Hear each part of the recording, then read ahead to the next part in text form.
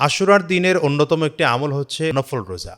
এটা সহিহ বুখারী দ্বারা বর্ণিত। রাসূলুল্লাহ সাল্লাল্লাহু আলাইহি ওয়াসাল্লাম হিজরত করে মদিনায় যাওয়ার পরে ইহুদিদেরকে এই দিনে রোজা রাখতে দেখেছিলেন। কারণ জিজ্ঞাসা করলে তারা বলল যে এই দিনে হযরত মূসা আলাইহিস সালামকে আল্লাহ তাআলা নদী পার করে দিয়েছিলেন, ফেরাউনের কবল থেকে বাঁচিয়ে দিয়েছিলেন। এই শুকরিয়া আদায় করতে গিয়ে মূসা আলাইহিস সালাম রোজা রাখতেন, আমরাও রোজা রাখি।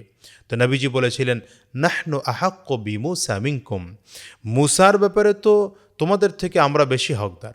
তো সাহাবায়ে কেরাম বর্ণনাকারী বলেন, ফাসামাহু ওয়া আমারা বিসিয়ামি, নবীজি নিজেও রোজা রেখেছেন আর আমাদেরকেও রোজা রাখতে বলেছেন। সেই হিসাবে আশুরার দিনে রোজা রাখাটা হচ্ছে নফল। আশুরার রোজার ব্যাপারে রাসূলুল্লাহ সাল্লাল্লাহু আলাইহি ওয়াসাল্লাম বলেন, সিয়ামু ইয়াউমি আশুরা আহতাসিবু আলাল্লাহি আইয়ুকাফিরা আস-সানাতা আল্লাতী ক্বাবলা। নবীজি বলেন যে আশুরার দিনের রোজার ব্যাপারে আমি আশা করি যে আল্লাহ তাআলা এক বছরের সমস্ত গুনাহ মাফ করে দেন। সুবহানাল্লাহ। তবে হ্যাঁ, প্রশ্ন হতে পারে যে আশুরার দিনে রোজা কয়টা? আশুরার দিনে মূলত রাসূলুল্লাহ সাল্লাল্লাহু আলাইহি ওয়াসাল্লাম একটা রোজা রেখেছেন, কিন্তু নবীজি ইন্তেকালের আগের বছর বলেছেন যে আমি যদি আগামী বছর জমিনে বেঁচে থাকি তাহলে লাআসুমান্না আত-তাসি', আমি ৯ তারিখেও রোজা রাখব। তাহলে নবীজির এই আমল দ্বারা বোঝা যায় যে নবীজি বেঁচে থাকলে ৯ এবং ১০ ২ দিন রোজা রাখতেন।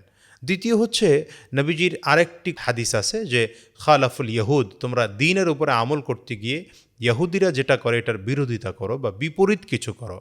তো ইহুদিরা যেহেতু একটা রোজা রাখতো, এই জন্য উলামায়ে কেরাম বলেন, মুহাদ্দিসিনগণ বলেন, উত্তম হচ্ছে ২টা রোজা রাখা, ৯-১০ অথবা ১০-১১। আর সবথেকে ভালো হয় যদি আমরা পারি তাহলে ৯, ১০, ১১ ৩ দিন রোজা রাখা সবথেকে উত্তম। এই জন্য যাদের আমাদের সাধ্য আছে আমরা আশুরার রোজা ১০ তারিখে রাখবো, ৯ তারিখে রাখবো, যদি পারি তাহলে ইনশাআল্লাহ ১১ তারিখেও রাখবো।